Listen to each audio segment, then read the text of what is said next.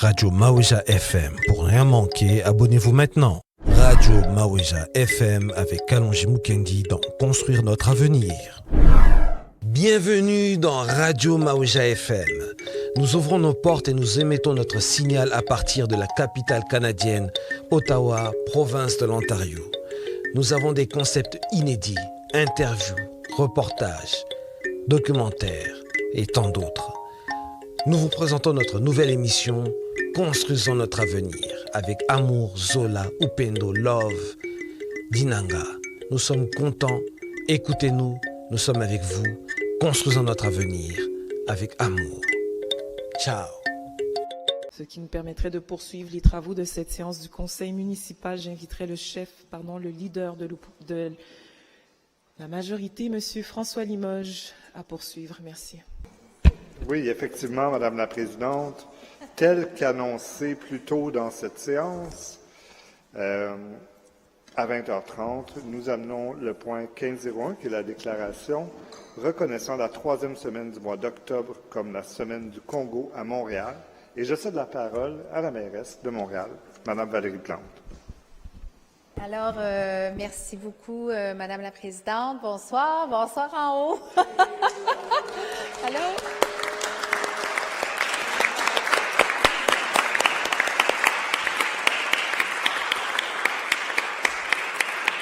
Alors, toutes les banquettes sont remplies. On aime ça. Bienvenue dans la maison des citoyens et citoyennes de Montréal. Et ça nous fait très plaisir à l'ensemble des élus municipaux de pouvoir vous recevoir ce soir. Alors, j'espère que j'oublierai personne. Si oui, vous m'en excuserez. Alors, je tiens à saluer les gens qui sont dans les gradins, qui viennent de différents groupes, la communauté congolaise de Montréal, le Centre communautaire congolais, l'Afro-Musée, le Centre culturel congolais, la communauté catholique congolaise de Montréal, l'Organisation des professionnels congolais du Canada, le Festival Okapi Kinshasa et l'École de langue africaine Ella Jumbo. Je n'ai pas oublié personne. Bonsoir.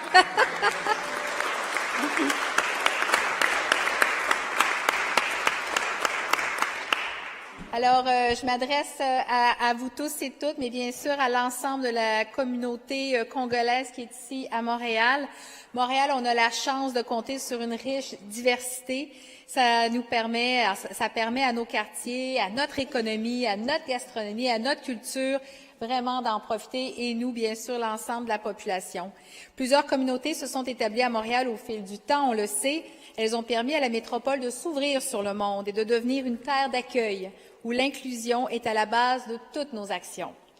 Parmi ces communautés qui ont contribué à forger l'identité de la métropole, il y a celles formées par les personnes originaires de la République démocratique du Congo. Ces personnes se comptent par milliers dans la région de Montréal, mais particulièrement dans les arrondissements du Sud-Ouest, de Mercier, Hochelaga, Maisonneuve et d'Onsic-Cartierville. Artistes, commerçants, entrepreneurs ou restaurateurs, les personnes d'origine congolaise participent chaque jour à la vitalité culturelle, économique et sociopolitique de Montréal, en plus de la faire rayonner sur la scène internationale. La République démocratique du Congo a 4 langues nationales, mais le français est sa langue officielle. Le pays compte d'ailleurs le plus grand nombre de locuteurs francophones après la France. Ses ressortissants, vous tous et toutes, contribuent ainsi au statut de métropole francophone des Amériques de la ville de Montréal. Cet apport de la communauté congolaise à la vie montréalaise doit être célébré et c'est pourquoi nous vous proposons aujourd'hui cette déclaration afin de reconnaître la troisième semaine du mois d'octobre comme étant la semaine du Congo à Montréal. La Semaine du Congo est déjà célébrée dans 55 pays depuis 2008. Elle vise à sensibiliser la population à la situation qui prévaut en République démocratique du Congo et de plaider pour la paix, la justice et la dignité humaine, des valeurs qui sont au cœur de l'ADN de Montréal. Pendant la Semaine du Congo, plusieurs activités sont organisées pour commémorer les millions de vies perdues dans les conflits qui sévissent en République démocratique du Congo, mais aussi pour célébrer l'énorme potentiel qui existe dans le pays. La Semaine du Congo à Montréal est une occasion offerte aux Montréalaises et aux Montréalais d'en apprendre plus sur l'histoire et les contributions de leurs concitoyennes et de leurs concitoyens d'origine congolaise et de les mettre en valeur. Je vous invite donc, chers membres du Conseil, à adopter la déclaration reconnaissant la 3e semaine du mois d'octobre comme la semaine du Congo à Montréal. Merci beaucoup.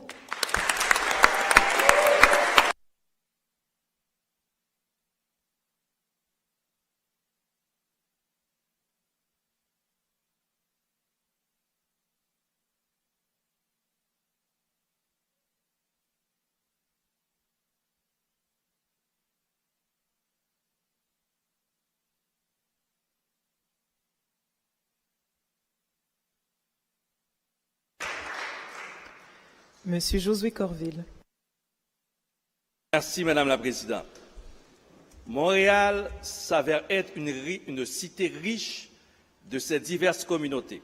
Celles-ci ont une incidence majeure sur les aspects politiques, culturels, économiques et sociaux de notre ville. Fière de sa grande diversité, notre métropole représente également une porte d'entrée de l'immigration québécoise et canadienne. Des citoyens venant des 4 coins du globe y élisent domicile. Ils apportent leur particularité à la grande mosaïque montréalaise. La communauté congolaise joue une place importante dans la grande famille africoïdienne et contribue à la rendre dynamique et riche. Je vous propose d'explorer ensemble les contours de la communauté. A priori, faisons un bref panorama de la RDC, avec une superficie de 2 345 409 km². La République démocratique du Congo est le 2e plus grand pays d'Afrique, le 3e pays le plus peuplé d'Afrique, avec 90 millions d'habitants. Par le fait même, la RDC, dans le giron de la francophonie, est le pays francophone le plus peuplé. Il existe plusieurs centaines d'ethnies dans le pays. Le français est donc la langue officielle, avec 4 langues bantoues qui disposent le statut de langue nationale. Le lingala, le kikongo, le swahili et le chiluba. Ce pays regorge de ressources naturelles, or, diamants, coltan, étain, uranium et pétrole, pour ne citer que cela. Entre 60 et 70% de coltan que l'on trouve dans nos cellulaires, nos ordinateurs portables, nos consoles de jeux vidéo et nos voitures électriques proviennent de la RDC. Le Congo est le plus important producteur de cuivre d'Afrique et la première source mondiale de coba. La RDC abrite une biodiversité immense ainsi que la 2e plus grande forêt tropicale au monde, qui constitue un puits de carbone significatif stockant le gaz à effet de serre. Les cours d'eau de la RDC disposent d'un potentiel hydroélectrique susceptible un jour d'alimenter la moitié de l'Afrique subsaharienne en électricité. Qu'en est-il de l'uranium et son traitement par la communauté internationale? Cela nous renvoie au concept de justice et d'équité dans les relations commerciales. Le Congo proclama son indépendance le 30 juin 1960. Le mouvement national congolais de Patrice Lumumba a joué un rôle prédominant dans cette quête de liberté. 1960 est une date importante pour le Congo. 1960, une immigration haïtienne se fait vers le Congo. Le nouvel État a un besoin criant de professionnels francophones pour la consolidation du pays avec le départ des Français et des Belges. Des enseignants, des médecins, des cadres techniques arrivent en provenance d'Haïti. De plus, une grande fraternité existe entre les Haïtiens et les Congolais. En 1960, la présence congolaise se manifeste au Québec avec l'arrivée de quelques étudiants. L'immigration congolaise est segmentée en plusieurs vagues, selon Mathilde Nsouda Balou. Mais au fil des années, la communauté n'a cessé de grandir et de se développer. J'ai l'heureux privilège d'avoir un des organismes congolais dans le district de Saint-Michel. Il s'agit du Centre communautaire congolais de Montréal, appelé C3M. Je salue le président du conseil d'administration, M. Guy Nkale, qui est avec nous ce soir. Il existe aussi une autre instance très importante pour les Congolais, la COCOM. Je salue Maître Magui Mojangui, qui est avec nous. Nous sommes en face d'une communauté vivante, riche, qui chérit beaucoup des valeurs humaines fondamentales, la politesse, le respect des aînés, la fraternité, la solidarité, le partage et l'importance de l'éducation. La communauté congolaise, c'est aussi le soccer, avec plusieurs équipes qui jouent dans nos parcs. C'est aussi les lieux de culte, les églises catholiques, mais aussi d'autres églises protestantes, comme la Citadelle sur le boulevard Saint-Michel. C'est également CAE, avec le révérend Fofindello, qui a célébré les 25 ans de ce ministère il y a de cela quelques semaines. C'est aussi plusieurs organismes, comme Femmes de Cœur, avec Muriel Béat, qui se battent contre la violence faite aux femmes. D'autre part, les Congolais organisent souvent des conférences, des marches pacifiques pour sensibiliser la communauté internationale sur le conflit armé en République démocratique du Congo. Il est important que nous soyons sensibilisés et agissions face à cette détresse humaine qui passe au Congo.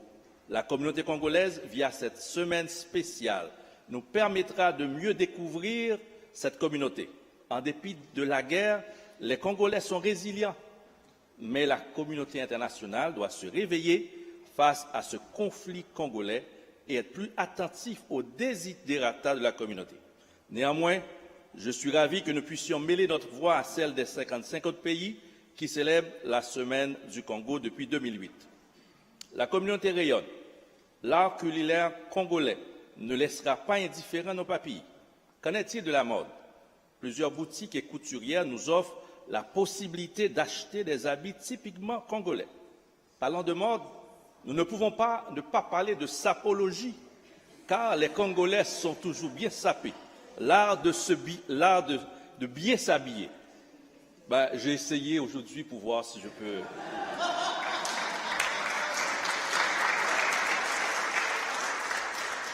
Le sapeur fait le mariage de 3 couleurs. Également, il faut parler des bretelles au lieu de la ceinture, etc. Il y a beaucoup de livres sur la sapologie. En littérature, c'est un univers riche. En cette semaine des bibliothèques publiques, je nous invite à découvrir les auteurs congolais. L'un d'eux, Alain Mabankou, est l'invité au Salon du livre afro-canadien à Ottawa le 24 octobre prochain. La musique congolaise retient l'attention, particulièrement avec la rumba, qui est inscrite sur la liste représentative du patrimoine culturel immatériel de l'humanité. Il y a des grands noms: Wando Kolosoy, Lucy Eyanga, Luambo Makiadi, Papa Wamba, pour ne citer que cela. Avant de clore, je veux saluer des collègues du Conseil qui sont membres de cette belle communauté. Maître Martine Moussao Mouélé, présidente du Conseil, Mérès Gracia Katoki Katawa. Permettez également que je cite Kasuki, excusez-moi. Permettez également que je cite 2 autres collègues du milieu municipal.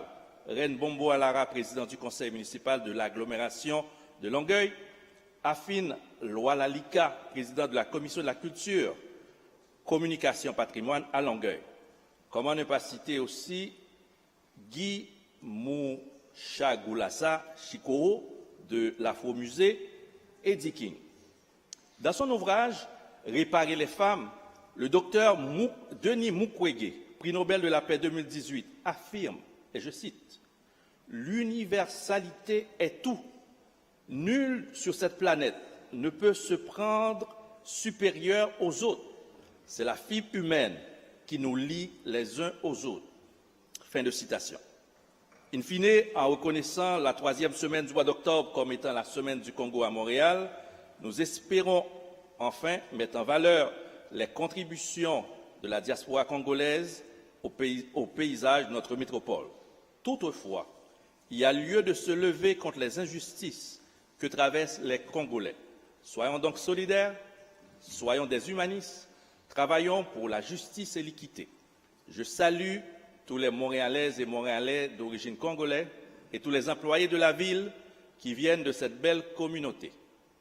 Je veux saluer également les membres de la communauté qui suivent le conseil à l'Afro-Musée. J'aimerais ajouter mon nom à cette déclaration. Tout ça qui dit là. Merci, Madame la Présidente.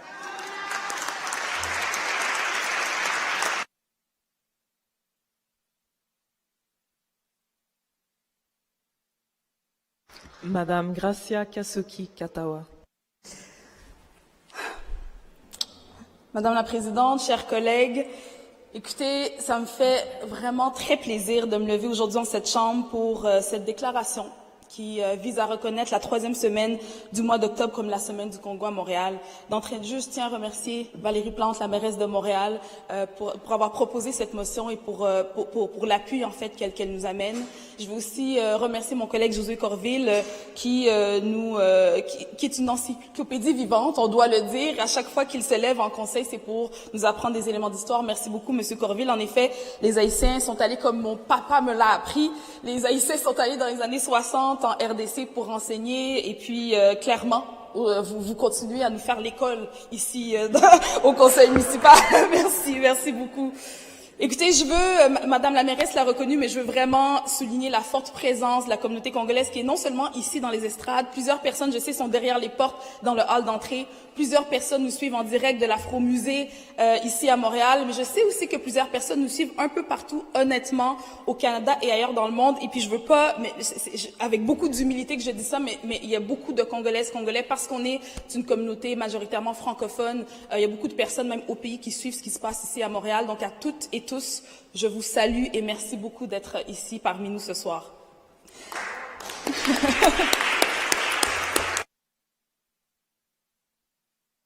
À nommer plusieurs organismes en fait qui sont avec nous aujourd'hui, mais qui sont vraiment à la base de cette initiative et puis qui se soldent aujourd'hui en cette reconnaissance. Donc je ne vais pas les renommer, mais tous les organismes qui nous ont écrit pour nous assurer qu'on puisse faire reconnaître cette semaine, je vous remercie énormément. Vous savez, en tant que Montréalaise, immigrante d'origine de la République démocratique du Congo, mairesse de l'arrondissement le plus peuplé, le plus diversifié de la ville de Montréal, membre du comité exécutif également, c'est vraiment avec une profonde fierté et beaucoup de gratitude que je me tiens devant vous aujourd'hui. Je dois souligner la présence de Kambale Katawa, mon papa.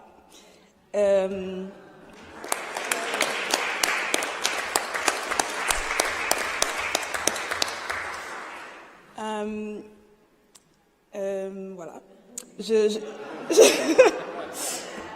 C'est important pour moi de souligner sa présence pour... puis ma mère ne pouvait pas être ici aujourd'hui. Je sais qu'elle aurait voulu y être. Il y a mon mari aussi qui est là. Salut Noël.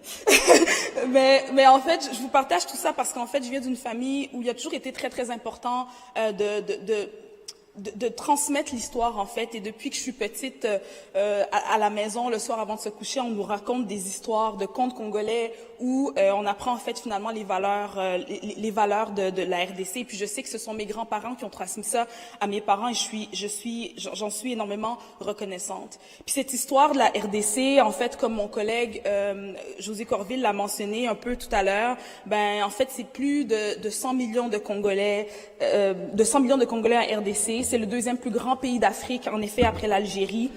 Et plus de gens le savent, mais c'est aussi une forêt tropicale qui couvre plus de 130 millions d'hectares, puis c'est la deuxième plus vaste au monde. Donc, pour toutes les personnes qui se préoccupent de l'environnement, clairement, il faut regarder ce qui se passe du côté de la RDC pour s'assurer de préserver l'environnement dans les prochaines décennies.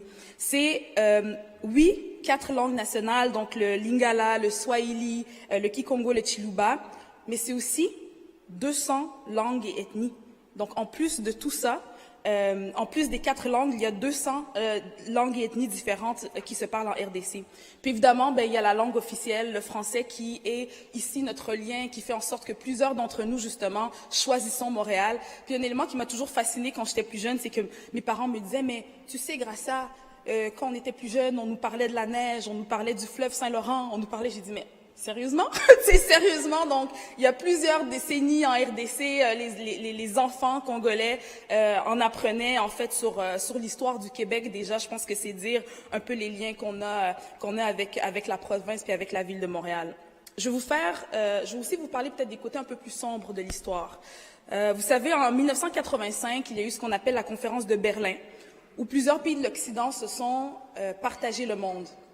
Plusieurs d'entre vous, je pense, connaissez la fameuse chanson de Tiken Jah Fakoly, où il dit « Ils ont partagé le monde, plus rien ne m'étonne, plus rien ne m'étonne, plus rien ne m'étonne. » Ben, cette chanson, il parle de la conférence de Berlin, en 1885. Et à cette époque-là, la Belgique était puissante. Et l'impact de ça était que le roi Léopold de la Belgique a hérité d'un vaste territoire qu'on appelait le Royaume Congo, qui est beaucoup plus vaste que la République démocratique du Congo qu'on connaît aujourd'hui, et en a fait sa cour arrière, littéralement. Et il en a fait sa cour arrière notamment pour exploiter les ressources naturelles, dont le caoutchouc. Et à cette époque, il y a des millions de Congolais qui sont décédés dans l'exploitation du caoutchouc. Plusieurs d'entre eux ont subi des sévices dont je ne veux pas mentionner ici, mais c'est un élément qui a fortement marqué l'histoire de la RDC. Suite à ça, donc au début des années 90, le Congo devient plus formellement une colonie de la Belgique. Et puis, le peuple congolais se bat, comme plusieurs pays africains à cette époque, à l'époque des indépendances africaines. On a suivi Haïti, notamment, et se bat, et sous le leadership de Patrice Emery Lumumba, le père de notre indépendance, on acquiert l'indépendance le 30 juin 1960. Et j'aimerais vous partager une citation de son discours d'indépendance où il dit que « Sans dignité, il n'y a pas de liberté. Sans justice, il n'y a pas de dignité. Et sans indépendance, il n'y a pas d'homme libre. » Et je vous partage cela parce que le discours d'indépendance de Lumumba, c'est aussi un discours que, comme jeunes Congolais, on a à lire. Jeunes Congolais ou peut-être plus vieux aussi, en fait, on a à souvent lire pour comprendre en fait d'où on vient et par quel combat est-ce que nos ancêtres finalement ont dû passer pour qu'on soit là où nous sommes aujourd'hui. Suite à tout ça, en fait, Lumumba, le père de l'indépendance, est tué sauvagement 1 an après. C'est dire, en fait, la force et la puissance qu'il avait suite à ses indépendances. Et puis, s'ensuit 30 années de dictature de Mobutu pour les personnes qui connaissaient un peu l'histoire africaine. Et ensuite, plusieurs présidents se sont succédés jusqu'aujourd'hui. Vous savez, le fil conducteur de cette histoire, c'est quoi? Ben, c'est que les femmes et les enfants, notamment, tout au long de cette histoire, ont souvent été pris pour cible pour les pires barbaries dans des courses effrénées à l'exploitation des ressources naturelles. Et ça se passe encore aujourd'hui. Mon collègue en a parlé, vous savez, le matériel nécessaire pour nos téléphones cellulaires et puis nos ordinateurs, mais ça vient de la RDC. Et le fait qu'on ait tant besoin de ces ressources naturelles un peu partout dans le monde, mais fait en sorte qu'il y a plusieurs personnes qui tirent avantage à déstabiliser, en fait, notamment la partie est de la RDC pour pouvoir aller exploiter ces ressources naturelles. Et ces conséquences-là, en fait, c'est plusieurs jeunes femmes qui sont violées, en fait, comme arme de guerre. Et pourquoi je suis émue, c'est parce que rapidement, j'ai été consciente, en fait, du fait que j'aurais pu... Moi, personnellement, je suis originaire du Nord Kivu, qui est à l'est de la République démocratique du Congo, même si je suis née à Kinshasa. Puis j'ai toujours été consciente, en fait, que la vie, en fait, a fait en sorte que je suis née à Kinshasa, mes parents sont venus au Canada, mais j'aurais pu être une de ces jeunes femmes de l'est de la RDC qui se fait violer, finalement, pour une question d'exploitation des ressources naturelles. Et puis le docteur Mukwege, dont on a fait référence tout à l'heure, qui est le médecin qui répare les femmes, qui est un prix Nobel de la paix, explique souvent à quel point il a eu à réparer souvent la même femme. C'est-à-dire qu'il y a des femmes qui ont été utilisées de cette façon-là plusieurs fois et qu'il a dû les réparer leurs entrailles. C'est expliquer en fait la souffrance que vivent plusieurs personnes en RDC. Je vais m'arrêter là-dessus pour cette partie parce qu'en fait, l'histoire de la RDC, oui, c'est des moments plus sombres, mais c'est aussi beaucoup de joie et beaucoup de fierté. C'est beaucoup de résilience. Et puis, chacun d'entre nous ici avons notre histoire. Nous, on est arrivés justement à la fin des années 90 parce que mon père a une bourse de la francophonie qui marque encore une fois le lien précieux qu'on a avec le français. D'autres personnes sont arrivées pour les affaires, d'autres personnes sont arrivées malheureusement suite aux guerres. Mais quoi qu'il en soit, aujourd'hui, on est toutes et tous montréalaises, montréalais, puis on contribue de façon remarquable à la société québécoise. Merci beaucoup.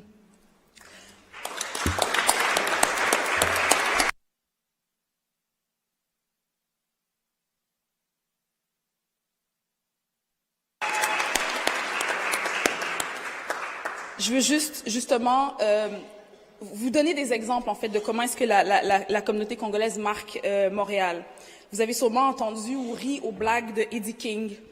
Vous avez sûrement dansé sur la musique de Pierre Quendeuse ou passé des soirées enivrantes à Moonshine. Ou encore entendu les sons de Lionel Kizaba ou la voix de Nax Bitota qui était ici à l'Hôtel de Ville lorsqu'on a reçu Angélique Kidjo et qui lui a fait une ode. Vous avez peut-être vu les œuvres d'art de Morija Kitenge dans nos hôtels ici à Montréal ou dans des exposés finalement dans les musées ici à Montréal, qui est aussi président par ailleurs de Culture Montréal. Vous avez peut-être lu l'autrice Edith Kabouya. Vous avez peut-être eu à danser sur le dombolo, la rumba ou le soukous dans des cours de la maison de danse Nyata Nyata de Zab Mabungu, où vous êtes laissé enivrer par les pas de danse de Melo et du groupe Uplift. Vous avez peut-être aussi vu la série La Kainu, où les comédiennes noires se sont fait coiffer, notamment par Stéphanie Odia et son académie de coiffure dans le sud-ouest. Vous avez peut-être vu Boko Imama, qui est joueur de la LNH et qui a grandi dans Notre-Dame-de-Grâce par ailleurs. Vous avez peut-être mangé au Virunga sur le plateau, à la Firenze dans Rosemont, au 30 juin dans Ville-Marie ou au Uptown dans le Vieux-Montréal. Finalement, l'empreinte congolaise à Montréal, c'est aussi les festivals, les concerts et les événements culturels où des artistes congolais de renommée internationale sont venus se produire à Nuit d'Afrique, à l'île Sonic ou au Centre Bell, quand je pense au défunt Papa Wemba, à Kofi Olomide, à Dadju, Maître Gims, à Fally Ipupa, qui est déjà venu puis qui revient par ailleurs le 8 novembre. Sur le plan économique, les membres de la communauté congolaise contribuent au développement de la métropole en tant qu'entrepreneurs, professionnels et travailleurs dévoués. Les entreprises et initiatives ont non seulement créé des emplois, mais ont également contribué à la diversité et à la résilience de nos économies locales. Leur esprit d'innovation et leur détermination sont des sources d'inspiration pour nous tous. En matière d'éducation et de recherche, les étudiants et chercheurs congolais ont également laissé une empreinte indélébile. Leurs contributions académiques et scientifiques enrichissent nos institutions et participent à l'avancement des connaissances. Ici, en parlant d'éducation, c'est important pour moi de mentionner Alexandra Martine Diengo Lumbaï. Cette jeune femme congolaise est décédée il y a quelques semaines à Trois-Rivières. En fait, est d'abord disparue, finalement décédée il y a quelques semaines à Trois-Rivières.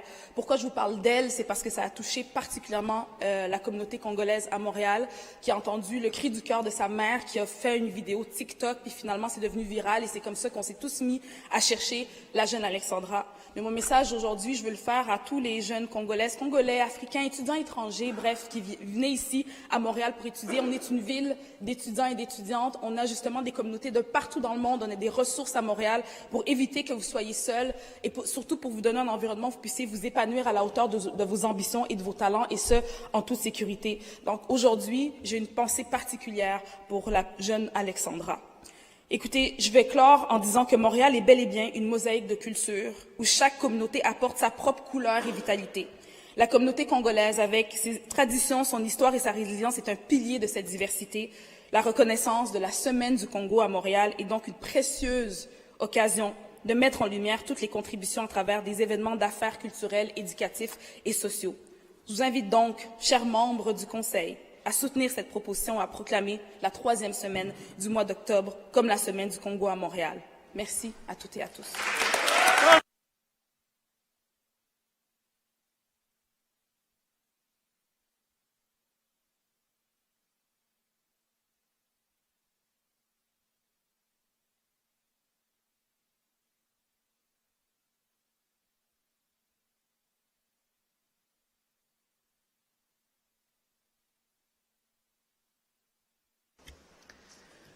En l'absence d'autres interventions, notons donc l'adoption de la déclaration reconnaissant la 3e semaine du mois d'octobre comme la Semaine du Congo à Montréal. Monsieur Abdelaksari, notons l'ajout du nom de Monsieur Abdelaksari à cette déclaration, ce qui nous permettrait de poursuivre nos travaux.